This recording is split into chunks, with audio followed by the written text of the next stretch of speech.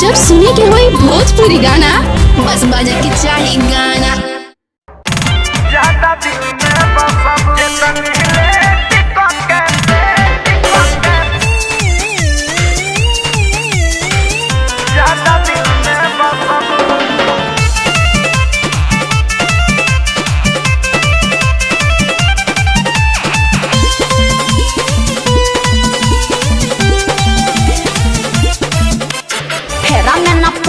सटान न करब तोहते जवानी जियान न करब।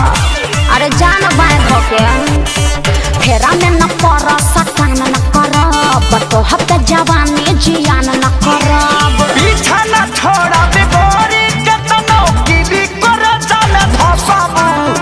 पीछा न छोड़ा बिगोरी केतनो की भी कर जाने धसबू। जबरी बका तजे तनहिले ज्यादा दिल में बसबू। जेतन लेट के फसबू तने ज्यादा दिल में बसबू। तेज मत बना ज्यादा दिल में बसबू। ज्यादा दिल में बसबू।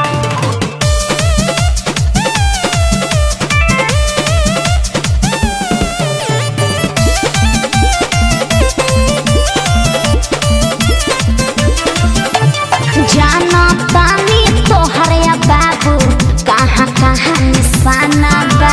देखिया पर सुनो ये गोरी मनवा भइल दीवाना बा। आउट ऑफ कंट्रोल मत होकर बुझला ना।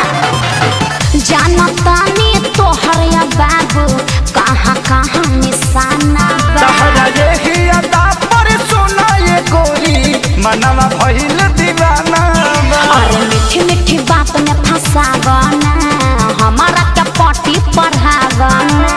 ऐसन आफर छोड़बू ता तू जीवन भर तरसबू। ना चाहिए तजे तनहिले टिका के फसबू तने ज्यादा दिल में बसबू। जेतन ले टिका के फसबू तने ज्यादा दिल में बसबू। अरे जाना अपन काम देखो। जेतन ले टिका के